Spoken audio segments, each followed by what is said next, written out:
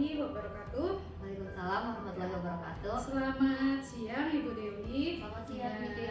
Gimana kabarnya Bu Dewi? Sehat? Alhamdulillah hari ini saya sehat walaupun sedikit flu ya. Ya ampun, semoga flu-nya cepat membaik ya. Terima kasih Bu Jihan. Nah, begini Bu Dewi, kan sesuai kesepakatan kita minggu lalu ya, bahwa Bu Dewi itu meminta saya untuk menjadi supervisor ya. Betul sekali Bu. Dalam kegiatan pembelajaran yang akan Ibu lakukan nanti. Iya. Sebelum kegiatan supervisi ini nanti kita laksanakan ya Bu ya, alangkah baiknya kita ngobrol dulu sebentar ya. Tujuannya ini pastinya untuk mengecek secara bersama-sama ya Bu ya, kira-kira bagaimana kesiapan Ibu dalam merencanakan kegiatan pembelajaran untuk nanti.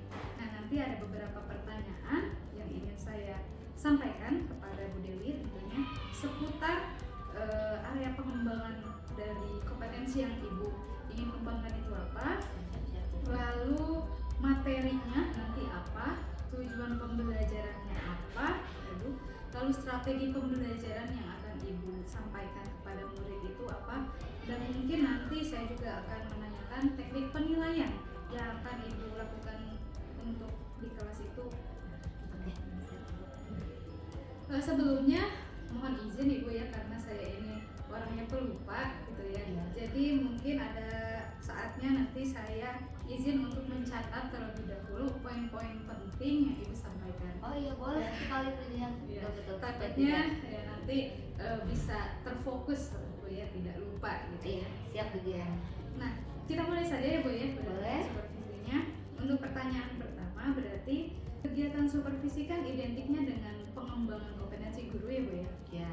Nah, di sini saya ingin menanyakan kira-kira kompetensi apa yang ingin Ibu kembangkan pada kegiatan pembelajaran nanti? Kompetensi yang ingin saya kembangkan di kegiatan pembelajaran kali ini yaitu tentang manajemen kelas Bu Ya. Jihan. Karena gimana ya, takutnya dengan kalau tidak manajemen kelas tidak dikembangkan, takutnya saya malah waktunya mundur dari yang sudah saya targetkan. Makanya sering seperti itu, jadi gimana caranya supaya kompetensinya itu pas, manajemen kelasnya pas, tidak mundur gitu. Jadi Ibu ingin mengembangkan gimana sih caranya agar nanti tuh kita praktek dulu manajemen kelas yang akan Ibu lakukan ini apakah sudah pas atau tidak? Iya gitu betul, ya. ya betul. Nah, kira-kira apa indikator ketercapaian yang mungkin menurut Ibu bisa dijadikan acuan agar kompetensi manajemen kelas yang ingin Ibu harapkan ini berhasil? Indikatornya itu salah satunya tepat waktu dalam mengajar, terus juga misalkan suasana kelasnya ya Bu ya, supaya nyaman dan tidak berisik. Dan satu lagi mungkin fokus siswa, karena saya sering lihat itu siswa tuh fokusnya sering terbagi-bagi ya Bu ya. Misalkan dia ada di sini tapi pikirannya masih di mana, masih melayang-layang Bu pikirannya. Jadi makanya itu 3 indikator itu yang saya fokus. Baik, berarti kan berdasarkan hasil observasi Ibu ya selama kegiatan pembelajaran mungkin ada beberapa kendala ya, misalkan Ibu mungkin ketepatan waktunya belum optimal. Iya gitu betul ya. sekali ya. Terus terkadang kondisi kelasnya juga kurang nyaman, Iya. gitu ya. Dan kadang fokus siswanya masih kemana-mana. Iya, gitu ya. masih terbagi-bagi juga, kurang fokus. Ya, berarti diharapkan dengan adanya kegiatan supervisi ini manajemen kelas Ibu bisa berjalan lebih efektif gitu ya. Betul sekali. Semua indikatornya bisa tercapai. Baik. Nah, selanjutnya ada beberapa pertanyaan yang ingin saya sampaikan seputar kegiatan pembelajaran Ibu nanti kita Boleh ya. ya. Oke. Yang pertama, materi apa nanti yang akan Ibu sampaikan di dalam kelas? Materi yang ingin saya sampaikan yaitu tentang kelangkaan gitu. Oh, tentang kelangkaan. Ya, kelangkaan sumber daya alam, Baik. manusia dan lain sebagainya. Kelangkaan sumber daya alam atau Manusia dan kebutuhan juga. Betul. Nah, kira-kira tujuan pembelajaran yang nantinya diharapkan tercapai oleh peserta didik itu apa? Jadi tujuan pembelajarannya itu siswa itu sangat diharapkan mereka itu mampu menganalisis kebutuhan manusia dan kelangkaan sumber daya manusia serta faktor penyebab kelangkaan itu apa saja sih? Kenapa bisa kelangkaan itu bisa terjadi? Baik, untuk model pembelajaran yang akan Ibu gunakan nanti seperti apa itu? Model pembelajarannya dengan cara model problem based learning. Betul. Berarti kalau K12 seni itu anak diberikan suatu kasus ya Bu ya? Iya. Iya. Berarti seputar kelangkaan dan kebutuhan. Oke, selanjutnya dalam kegiatan kelompok nanti pembagian kelompoknya itu sistemnya seperti apa? Sistemnya itu cara diundi itu acak, jadi pengundian secara elektronik ya Bu ya. Nanti juga kemungkinan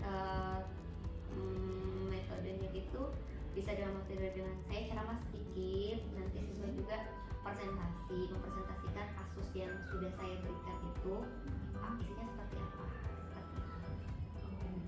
sama mungkin ke dari kelompoknya juga ya, kayak semacam keterangan dan sebagainya. Oh ya, baik. Berarti saya fokuskan dulu ya Bu untuk mode pembelajarannya. Ibu menggunakan K12 Learning. Tadi ya kegiatan kelompoknya itu secara heterogen ya Bu ya, kalau hasil undian. Dan selanjutnya yang ingin saya tanyakan mungkin untuk kegiatan penilaiannya Bu ya. Kira-kira Ibu melakukan teknik penilaian apa saja nih? Ada nilai pengetahuan, keterampilan, sama sikap Ibu. Kalau misalkan pengetahuannya mungkin saya ada asesmen ya Bu ya, biasanya kayak semacam di akhir. Terus juga misalkan kalau keterampilannya berarti saya mau tahu tuh siswanya itu cara presentasinya bagaimana, terus misalkan diskusinya bagaimana, terus dalam cara mengolah informasinya bagaimana gitu. Kalau misalkan sikap ya berarti sikap juga seperti itu. Ya, baik, sangat baik sekali ya perencanaan yang sudah Ibu Dewi rencanakan nanti. Nah, kira-kira harapan Ibu dari kegiatan supervisi ini nanti apa? Ya harapannya semoga manajemen kelas dan waktunya itu bisa lebih terarah dan lebih bagus lagi, begitu sih harapan saya. Ya, baik Ibu. Ya, terima kasih Ibu ya untuk kegiatan observasi ini luar biasa ya Bu. Ibu ingin sekali untuk mengembangkan kompetensi manajemen kelas ya. Diharapkan mungkin Ibu ingin sekali untuk mengoptimalkan ketepatan waktunya gitu, cara belajar anak-anak itu biar lebih nyaman Iya, gitu ya, betul. dan lebih fokus lagi gitu. Karena memang terkadang anak-anak itu kalau udah dalam kelas lebih dari 20 menit itu fokusnya udah terbagi, udah dibagi ya. Jadi sangat baik sekali untuk kompetensi yang Ibu kembangkan ini, dan saya harap nanti untuk kegiatan supervisinya akan dilakukan insya Allah besok ya Bu ya. Iya, Lebih boleh. saya harap nanti tindakan yang akan Ibu lakukan di dalam kelas itu bisa dipermudah ya, diperlancar ya Bu ya, sehingga tujuan dan indikator pencapaian Ibu bisa tercapai. Nah, mungkin itu saja obrolan yang kita laksanakan hari ini ya Bu. Nanti insya Allah setelah kegiatan supervisi dilaksanakan akan ada sesi ngobrol kembali ya, untuk merefleksikan apa saja kegiatan pembelajaran yang sudah Bu Dewi laksanakan di dalam. Siap, siap. Ya, baik, mungkin itu saja Ibu, kurang lebihnya mohon maaf ya. Assalamualaikum warahmatullahi wabarakatuh. Waalaikumsalam warahmatullahi wabarakatuh. Terima kasih Bu Dia. Sama-sama Bu Dewi, terima kasih kembali.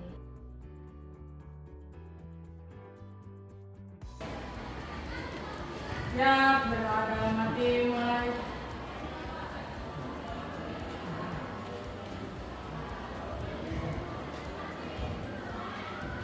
Selesai, ucapkan salam. Assalamualaikum warahmatullahi wabarakatuh. Assalamualaikum warahmatullahi wabarakatuh. Kabar kalian sehat?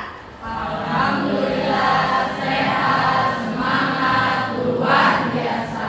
Udah semangat, udah sarapan? Udah. Belum. Nanti sarapan habis pelajaran Bu ya. Ya. Oke. Kemarin kita belajar yang namanya kebutuhan manusia. Ya. Sekarang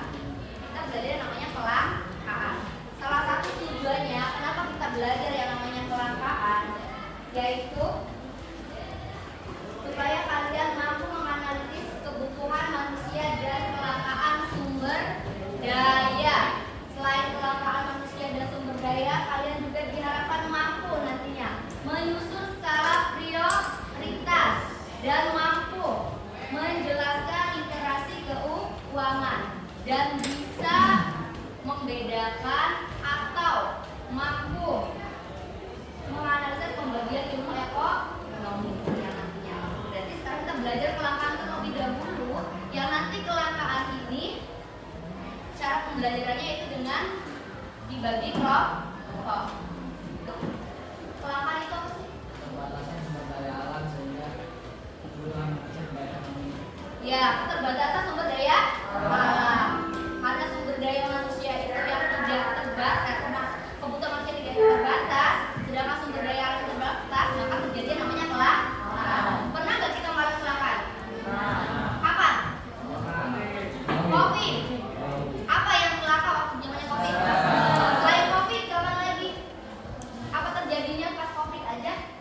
Pas yang kamu rasakan saja. Selain pas Covid, apa lagi kelangkaan apa yang pernah kamu rasakan? Pernah nggak Indonesia mengalami kelangkaan BBM? Kita pernah nggak mengalami kelangkaan BBM? Susah nggak kalian mencarinya? Ketika terjadi kelangkaan, apa sih biasanya? Kalian harganya menjadi mahal ya? Nah, itu dampak dari kelangkaan. Salah satunya adalah bisa menyebabkan harga itu menjadi mahal atau naik. Oke, silakan kalian ke kelompoknya masing-masing sesuai dengan yang kemarin sudah kita bagi. Assalamualaikum warahmatullahi wabarakatuh. Waalaikumsalam warahmatullahi wabarakatuh. Sebelumnya perkenalkan nama saya Alia Madani. Nama saya Muhammad Imanuddin. Kami dari kelompok pertama ingin mempresentasikan tentang kelangkaan oksigen. Yang pertama yaitu mengapa terjadi kelangkaan oksigen. Jelaskan beberapa faktor penyebabnya. Yaitu ledakan kasus COVID-19 berlangsung sejak Mei 2020. Ledakan COVID-19 yang terjadi di tanah air sejak Juni lalu menyebabkan kebutuhan oksigen medis meningkat. Dua, amati lingkungan tempat tinggal Anda. Apakah terjadi hal yang sama? Mengapa kelangkaan itu terjadi? Karena keterbatasan dan dalam berfungsi. Apa aja yang tadi yang kalian pelajari? Ada apa saja? Selain pengertian olahraganya. Dampak, Dampak, jenis, jenis, faktor. sama faktor. Dampaknya apa saja?